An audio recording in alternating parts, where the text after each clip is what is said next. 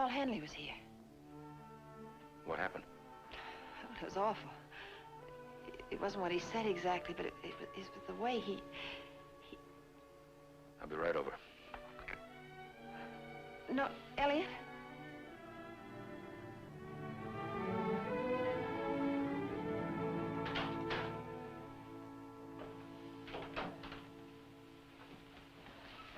I told you not to come. What got you so upset?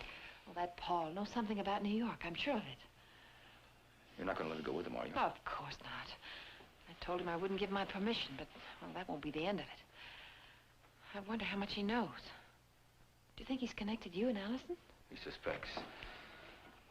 You know, he saw me coming out of your house. Well, we quarreled. You had no right. He started asking questions, and I got angry. You got angry. Well, that's when he started to suspect. I know, it was wrong. And I was just trying to protect you. By coming to my house. I didn't invite you there, and I didn't want you there. You'd rather live with that Mackenzie fiction. I'm trying to protect Alison. There's only one way to do that, and that's to tell her before she hears it from someone like Paul Hanley. Nobody's going to tell her.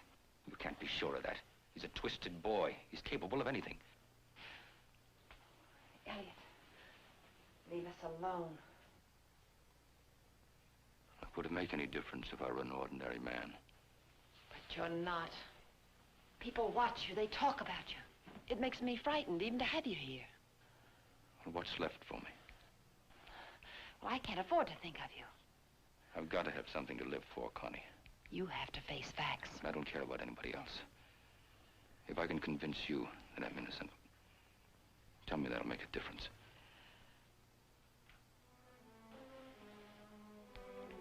You can't say it.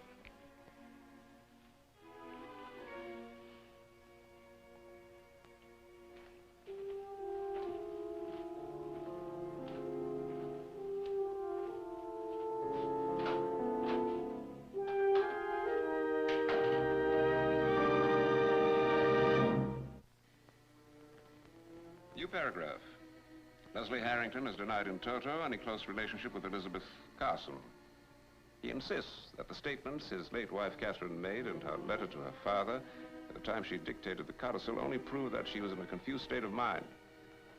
Unless we do obtain evidence that corroborates the information in Catherine Harrington's letter, it may be exceedingly damaging. Efforts to obtain corroborations from Elliot Carson and Calvin Hanley have not been successful. Come in. Mr. Wainwright? Yes. I'm Norman Harrington. Norman, you're punctual. Come on in. Let me take your jacket. No, sir, I won't be staying long. All right, then sit down.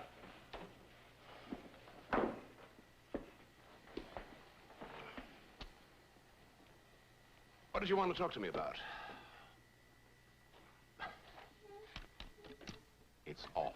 I was wondering, did you ever meet my mother? Yes, several times. Why? Well, did she ever seem strange? No. Well, she wasn't, Mr. Wainwright. I agree, but... Well, you have to prove in court that she was normal. Well, but that's not the issue. Your father will have to prove that when she drew up the codicil, she was not competent to make decisions. He does have to prove that. Mm-hmm. Do you have any idea how he'll try? No idea at all. If a druggist were to testify that my mother had been taking a lot of medicines. Well, they'd realize it was prescribed for her illness. I mean sedatives, things like that. By itself, that wouldn't mean very much, but it might be considered relevant. What makes you ask? Why would a druggist come to the house late at night to see my father?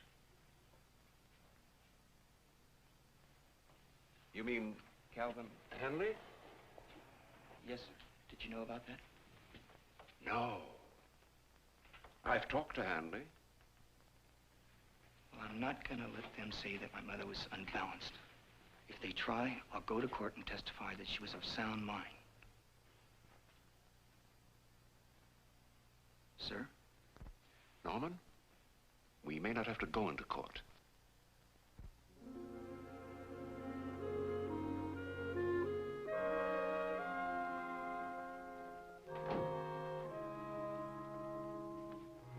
I hope these will help me. I hope so too, Mrs. Willis. Evening. That'll be $2.95. You said $4.95. Oh, yes. So I did.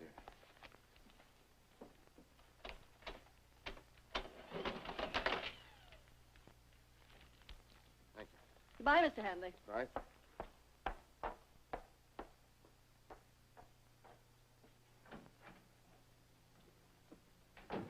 Told you to stay away from here. I understand you saw Harrington last night. Well, what's that to you? It seems a little strange considering our conversation. You said yourself you hardly knew Harrington. We've lived in the same town all these years. Thought he should know what you were saying about him. I didn't say anything. I asked questions.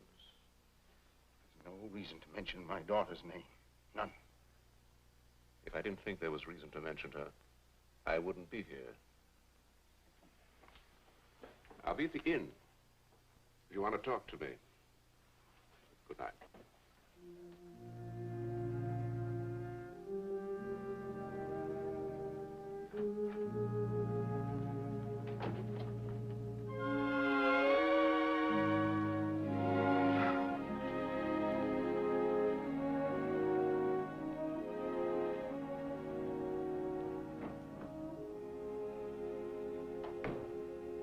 Mother?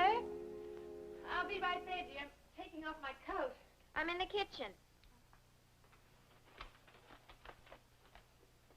Well, what's all this? Beef stroganoff, I hope. May I ask the occasion? No special occasion. I just thought I'd cook dinner for a change. Well, I don't think I could live with this kind of justice. Say, this wouldn't have anything to do with the drama club tour, would it? You always told me to go after what I want.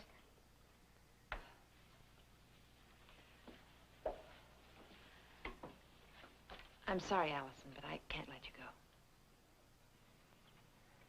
Why can't you let me go? Well, a lot of reasons. I think I'm entitled to know them, don't you? Yes, I do. In the first place, you're very young for a tour of this kind. It's supervised. By Paul Henley. What's wrong with Paul Hanley? I don't think he's very reliable. The college does. Honestly, Mother, I don't understand you. First you object to the trip itself, now you object to Paul Hanley. Paul Henley's a very strange young man. Maybe that's why I'm drawn to him. We're strange. The widow Mackenzie and her chaste young daughter. Alison. You say you want me to live my life, and the minute I try, you stop me cold. You'll get a trip to New York. We'll go together. If that's some kind of consolation prize, you can keep it. I don't want any more of them. Do you think that's what I've given you? Consolation prizes. I'd hoped it was something else.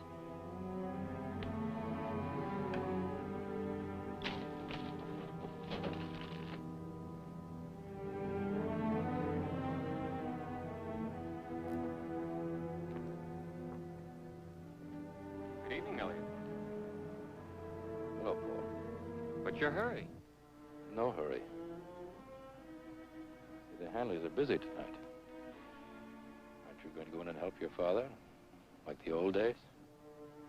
No, I have other things to do. The drama tour leaves tomorrow. Oh, incidentally, you won. Alison isn't coming with us. That's got nothing to do with me. Really?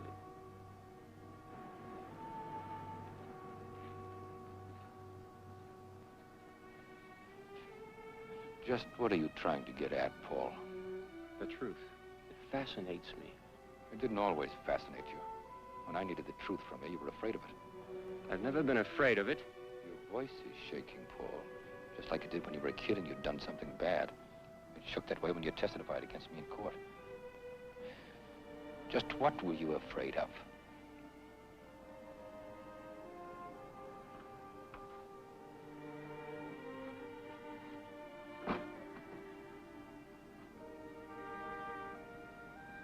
Does he still take his belt off and whale you with it while he's telling you how to live a good life? You know something, Paul? I'm beginning to think that you need me as much as I need you. Good night.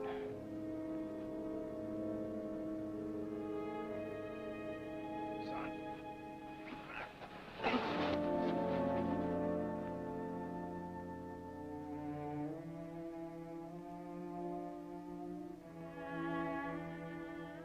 Father.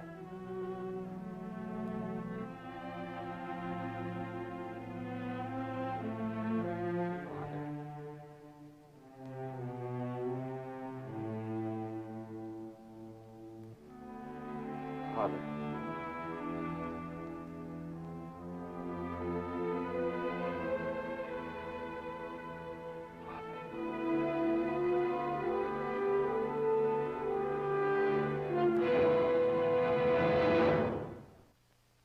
Preview from the continuing story of Peyton Place.